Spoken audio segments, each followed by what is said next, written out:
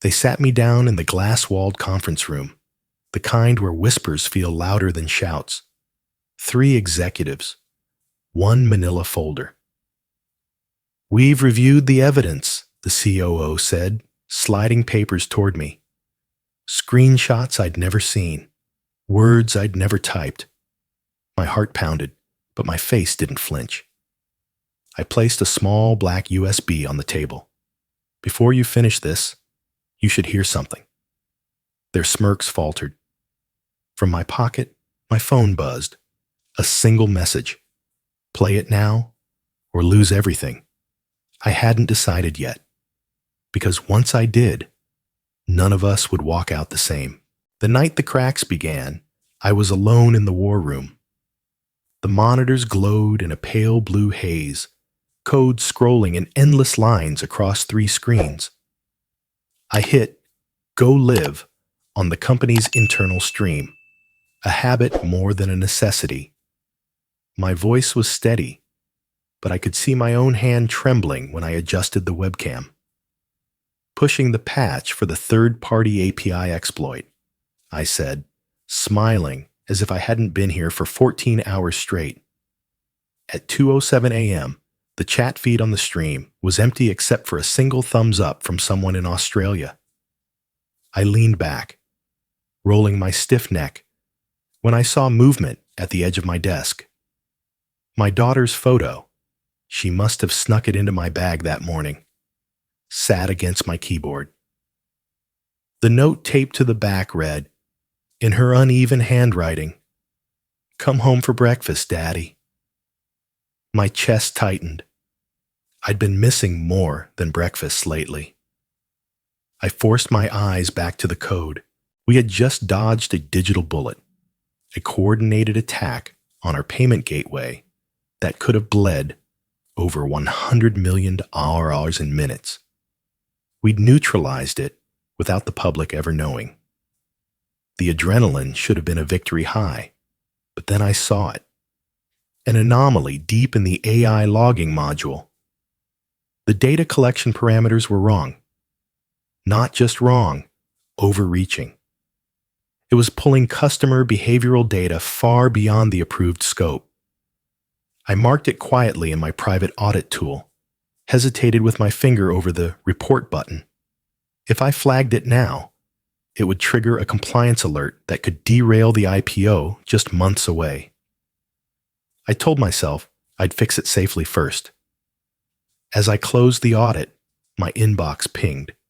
No subject line, no signature, just one line, "He doctored the logs."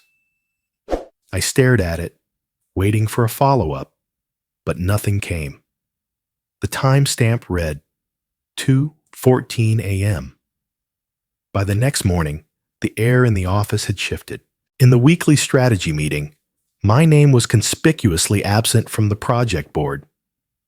The flagship gambling analytics platform, our crown jewel before IPO, had a new lead, Daniel, a recent hire with a last name identical to one of the board members. At lunch, I opened my team's strategy chat and found I'd been removed. I messaged Alex, my closest friend in the company. "Did you change the group settings?" His reply was a single word: "Sorry." HR summoned me an hour later with what they called a quick procedural review. They slid a summary document across the table. "Just sign this so we can streamline the closeout reports for Q3.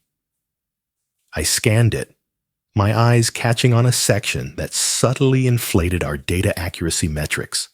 I looked up. "This isn't accurate," I said. They smiled tightly. "It's within the margin we agreed on." That night, I called my mother. "Are you okay, Ethan?" she asked, her voice breaking into a cough. "You sound tired." I lied. "I'm fine, Mom." She paused. "Are you sure you're not in trouble?" I stared at the wall until the line went quiet. The following afternoon, while trying to access archived performance logs, I stumbled onto a buried hyperlink. A deep link to a directory labeled Shadow Archive. No one without admin clearance should have known it existed. I hesitated, then clicked. The folder was locked behind an encryption key I didn't have, but the metadata showed it had been accessed 3 times in the last month. None of those times by me. My mind kept circling back to the anonymous email. Later, as I was packing to leave, I heard voices through the half-open door of the break room. A man's voice, low and measured, "Make his exit clean before earnings." I stepped back, holding my breath. There was a short laugh, then the sound of a refrigerator door closing. When I finally walked out into the night, the lobby felt colder than usual. Every reflection in the glass seemed to be watching me. The first ping came at 9:12 a.m. A Slack message from an old teammate. "Is it true?" Before I could reply, a second one appeared in a different channel. "Gross, dude." I clicked through, scrolling up. The thread was already hundreds of comments deep. Someone had posted that I'd made inappropriate advances toward a colleague. There was no proof attached, but in an office already primed for gossip, proof wasn't necessary. By lunch, I could see people glance up from their screens as I walked by, only to drop their eyes when I looked back. In the elevator, a developer I'd worked with for 4 years stared at the floor, his phone lighting up with a Teams notification. HR called me in mid-afternoon. The director, a woman I barely knew, slid her laptop around to show me a screenshot of a chat thread, supposedly between me and Sophia Lane, one of the analysts. The text was crude, the kind of thing that would get anyone fired instantly. I leaned forward, scanning the timestamps. The font kerning was slightly off.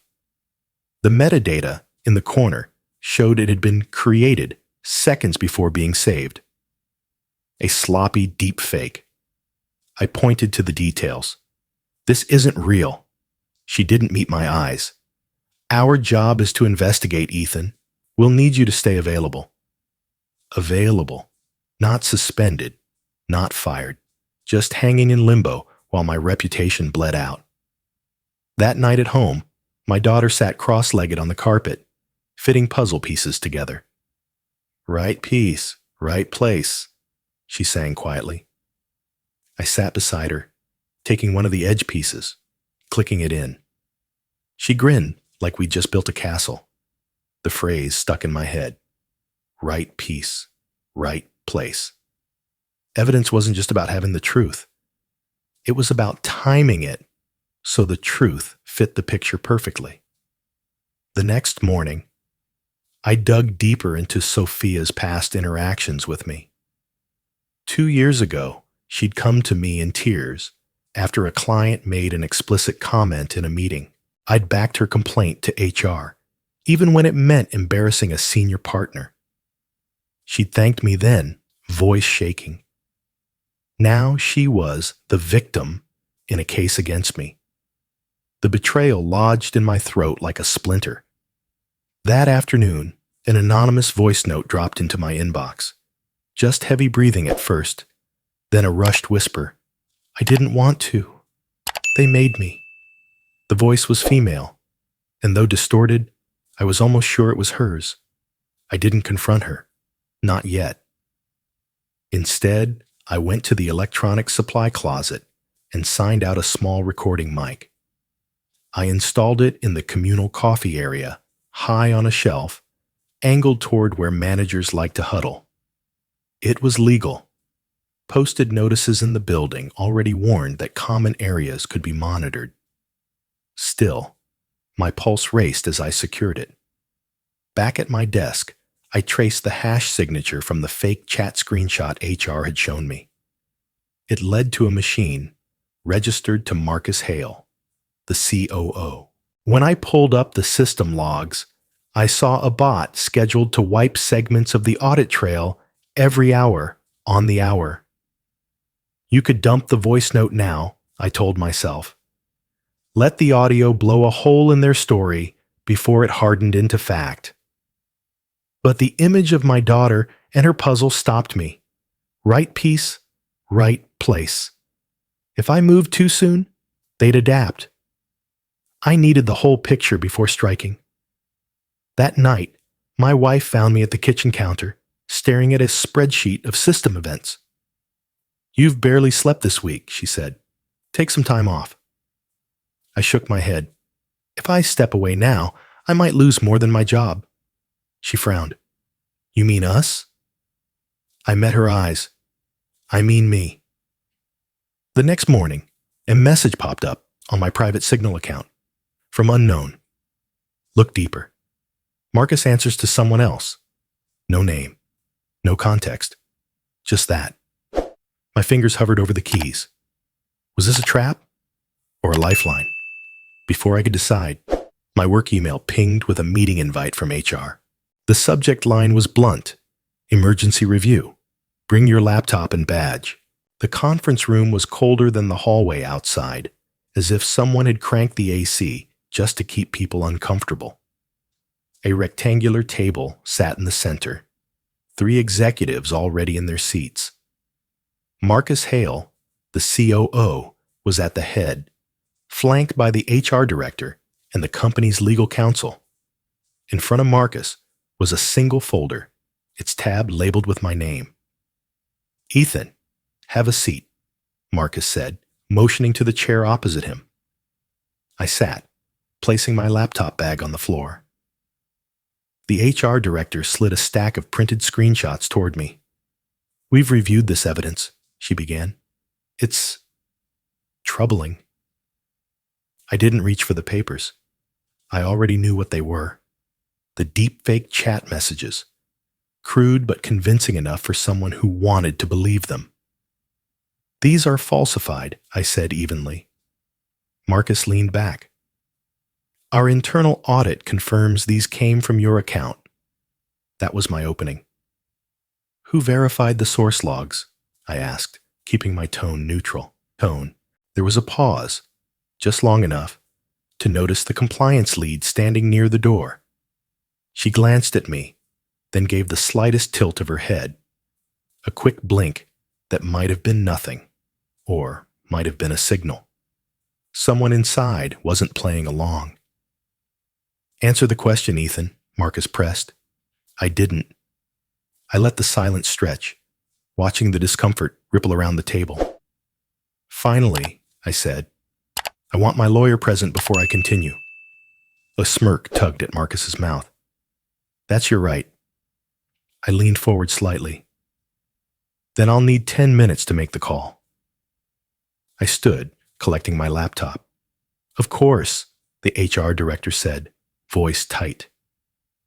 In the hallway, I didn't head for the phone room. I walked straight to an empty workspace, plugged my laptop in, and opened the admin console. My access was still live. For now. The bot Marcus had set up was still running, wiping sections of the audit log every hour. I pulled the raw system snapshots, dumping them into an encrypted external drive I kept for personal backups. The final log set completed in under 4 minutes. I wiped my local traces, shut the lid, and walked back into the conference room, as if nothing had happened. Lawyer's on the way, I said, resuming my seat. We can continue. Marcus glanced at the HR director, then closed the folder in front of him. For now, we'll suspend you pending further review. Please be prepared to turn in your badge and laptop. The next morning, my official termination paperwork arrived via email. I spent most of the day doing the motions, backing up personal files, clearing my desk. But before I handed over the company's hardware, I opened a private browser and installed a monitoring tool, not on their systems, but tethered to my own professional accounts. It was legal, non-invasive, designed to track any public-facing data changes tied to my credentials. Once my access was gone, it wouldn't touch their network, but I'd still be able to see the ripples. When I finally shut the lid, the war room felt like a crime scene after the detectives had left. Neat, orderly, and utterly stripped of life. That night at home, I barely made it through the door before my daughter barreled into me. "Did you do something bad?" she asked, her voice muffled against my shirt. My wife froze in the kitchen doorway. I knelt down. "No, honey, I did something right. But sometimes, when you do the right thing, people don't understand right away." She frowned. "So you're in trouble for nothing?" I smiled faintly. "For nothing that matters." Later, while I was cleaning up the dinner plates, a message popped up on my personal email from an address I didn't recognize. They did the same to me last year, 2 weeks before the financial release. The sender identified himself as a former director, terminated without cause after a sudden investigation. He'd been silenced by a severance NDA, but was willing to talk off record. We set a time to meet. Before logging off, I checked my monitoring dashboard. One new file had appeared in the company's investor relations portal. Q4 IPO deck, final draft. It was locked, but the preview metadata listed a slide titled Data Advantage. The notes field simply read, Enrichment Protocols TBD. I stared at those words for a long time. Data enrichment. In our world, that phrase could mean harmless analytics. Or it could mean the kind of overreach that could collapse an IPO if it ever saw daylight. It wasn't proof, not yet. But it was a piece. And I was starting to see where it might fit. I typed the message in a throwaway Proton Mail account, reading it twice before hitting send. A version of the story exists. No greeting, no signature. The words were bait, designed to force Marcus into action. Either he'd scramble to erase more evidence, or he'd make a move to find me. Either way, he'd leave tracks. 2 hours later, my phone buzzed. Not from Marcus, from Signal. The profile picture was blank, the username just IR Investigations. The first line read, "We have reason to believe your company is selling customer data to third parties without consent." My throat tightened. "Can we talk?" they asked. We set up a call using a masked number. The journalist's voice was calm, practiced. She knew enough to be dangerous. References to offshore data brokers, anonymized purchase logs, enrichment layers tied back to our platform. When she asked if I could confirm, I told her the truth. Not yet, but I will. That evening, a message popped up on my secure account. It was from the same female VP who had sent me the earlier warning about Marcus. "I can't hold this in anymore. The risk committee isn't official. They operate off books. They forced me to sign those clearance forms." I asked her why she was telling me now. Her reply was one word: conscience. The next morning, I drove my mother to her doctor's appointment. She talked about the garden, about the neighbor's new dog, about anything but me, sitting there, watching her flip through a worn magazine. The tension in my shoulders eased just enough to remember what still mattered beyond this fight. When she asked, "Are you eating enough?" I almost laughed. That was her way of saying she was worried. Back home, I logged into my shadow monitoring dashboard. A new calendar invite had appeared. Board of Directors, closed session. The location was a private conference suite in the tower's top floor. I still had passive access to the building's AV maintenance feeds, and the suite's audio system ran through the same network. I set the ghost stream to record, and listened with headphones. The voices muffled, but clear enough to catch intent. Marcus was there, along with the CEO and 2 board members. They spoke in guarded tones about narratives and managing exposure.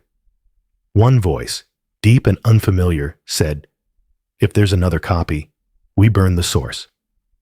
I clipped the audio, encrypted it, and filed it away. This wasn't just a smoking gun. It was an entire armory. The next morning, the Ghost Stream file leaked. Not by me. Someone else had grabbed it, and within hours, it was on Twitter, Reddit, and half a dozen tech blogs.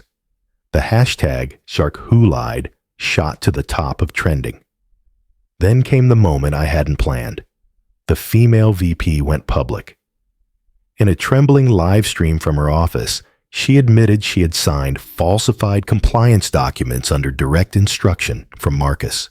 "I thought I was protecting the company," she said, tears streaking her face, "but I was protecting them." The fallout was immediate. The board scrambled to contain it, but the internet doesn't care about damage control.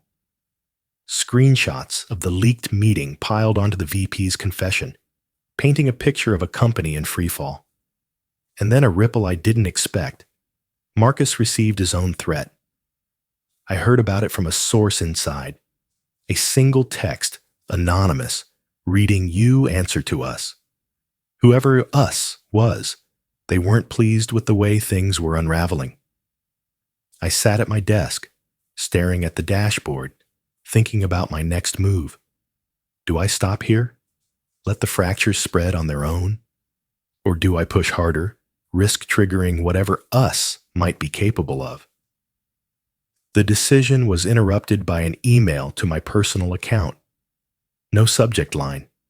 The body contained only 5 words. "We know where you live." The stake had just gone from professional to personal. The press conference was already buzzing when I arrived. A low hum of journalists, camera crews, and PR staff shuffling behind velvet ropes. The company logo loomed large on a backdrop, its blue and silver sheen doing nothing to hide the tension in the air. My lawyer, Harris, walked beside me, his expression unreadable. "You're sure about this?" he asked under his breath. I nodded. If I don't do it now, it dies in the dark. We took our seats in the front row, just behind a group of board members. Marcus was on stage, smiling for the cameras, talking about the bright future of the company and our unwavering commitment to integrity. I could see the faint sheen of sweat on his temples. When the Q&A began, Harris stood and introduced me. My client, Ethan Cole, has a statement relevant to today's proceedings. There was a murmur as I stepped forward. I placed the small black USB drive on the podium, plugged it into the media system, and addressed the crowd. "This recording was made in a location with no reasonable expectation of privacy," I said, my voice steady. "Its authenticity has been verified through independent forensic analysis." I hit play. The room fell silent. The first voice was Marcus's, discussing narrative management. But then another voice entered. A deep, deliberate tone I hadn't recognized until now. He was introduced in the recording as the chair. He wasn't on any official roster, but his instructions were clear. Bury the data overreach, silence any dissent, and proceed with the IPO to secure strategic partnerships with offshore brokers. The name finally came into the light. Alan Brecker, an investment magnate with a reputation for playing both sides of the law. He was the true head of the Shadow Risk Committee, the one pulling Marcus's strings. Marcus, for all his arrogance, had been just a proxy. When the audio ended, the press erupted in questions. Harris leaned in. "We're done here." We left through a side door before security could intervene. In the backstage hallway, My daughter ran to me, nearly knocking me over. I crouched, hugging her tightly. "Whatever happens," I told her, "we told the truth." She didn't understand the weight of it, but she hugged me back anyway. Harris's phone buzzed. "It's for you," he said, handing it over. The voice on the line was clipped, official. "Mr. Cole, this is the Economic Crimes Division. We're in the lobby of your former employer. We'd like to speak with you." I glanced at Harris. He raised an eyebrow. "Looks like your timing was perfect."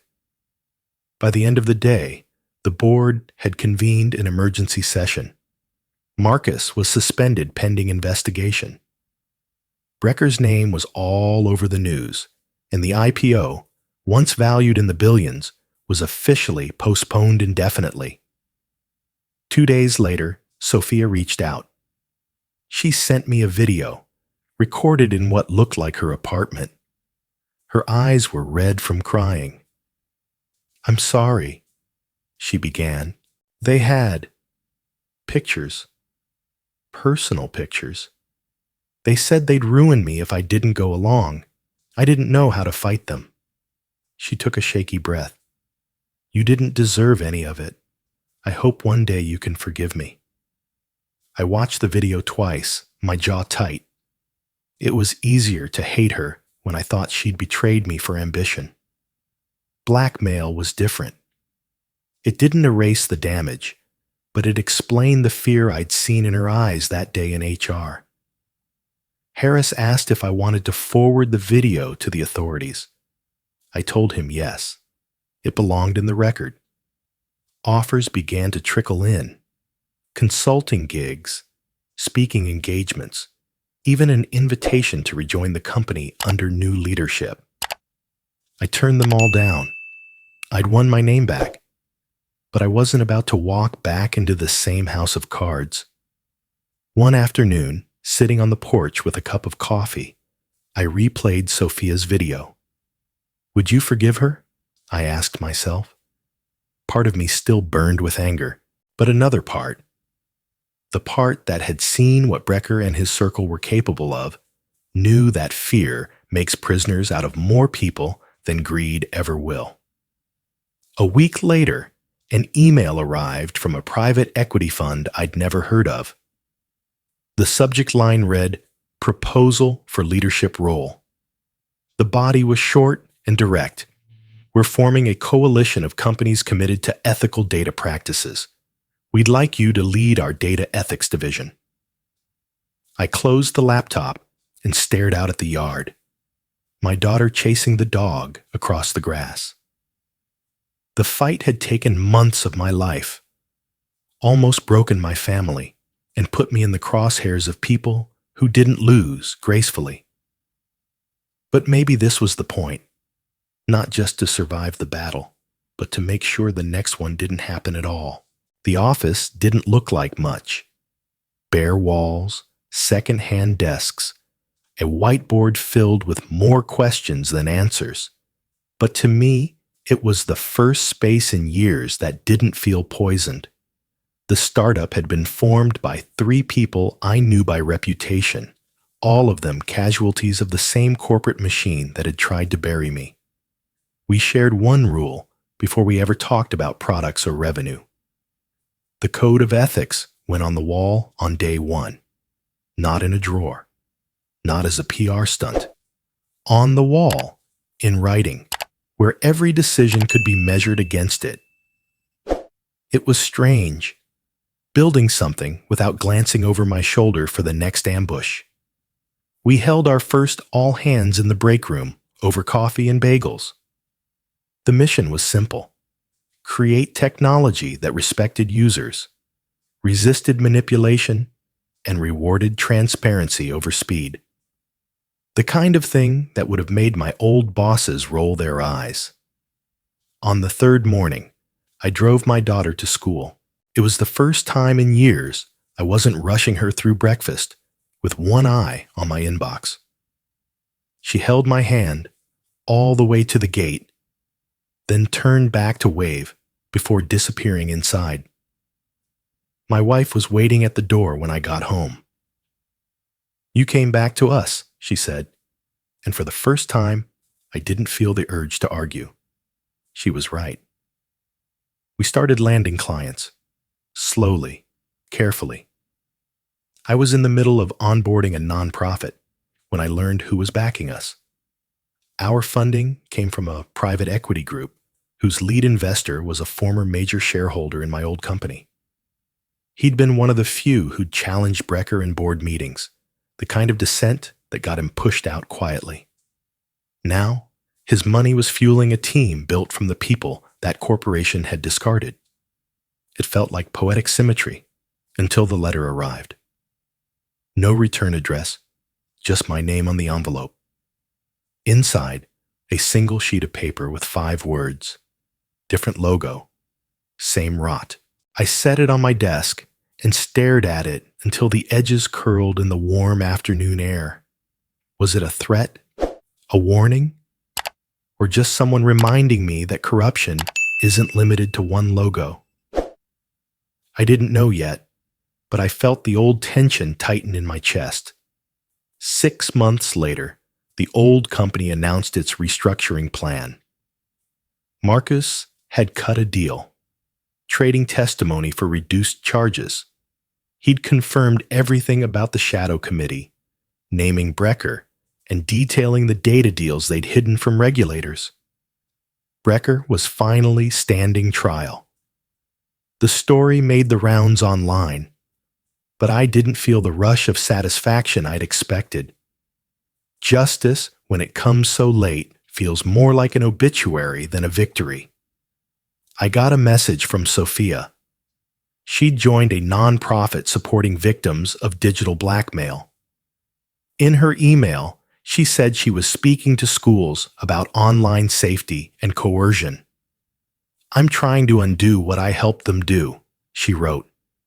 I didn't know if forgiveness was possible, but I wished her luck anyway. The startup had grown to 30 people, and with our first big contract signed, I put part of my equity into creating the Integrity Fund, a resource for workers facing retaliation for speaking out. The applications came in faster than I'd anticipated. Whistleblowers in finance, engineers in health tech, even a teacher who'd exposed embezzlement in her district. Every story had the same bones. Someone saw the truth, spoke it, and paid for it. One afternoon, while reviewing cases, I caught myself staring out the window. The thought came uninvited. Is justice still justice when it arrives after the damage is done? I didn't have an answer. Maybe the question itself was the point, never letting myself forget the cost of waiting too long. The last twist came quietly. A university ethics department reached out, asking for permission to use my case in their graduate program. They'd built a module around corporate governance failures, and my ordeal, start to finish, would become mandatory study for the next generation of leaders. When the first copy of the course material arrived, I flipped to the final page. There was a still from the press conference, my face frozen mid-sentence. Beneath it, in bold, "Sometimes telling the truth costs you everything, and it's still worth it." That night, I checked on my daughter before bed. She was asleep, one arm wrapped around a stuffed bear. I sat on the edge of the bed, brushing a strand of hair from her face. "I kept my promise," I whispered. The words felt different now. Not a defense, not a justification, but a simple truth. Outside, the street was quiet. For the first time in years, I felt the silence wasn't hiding anything.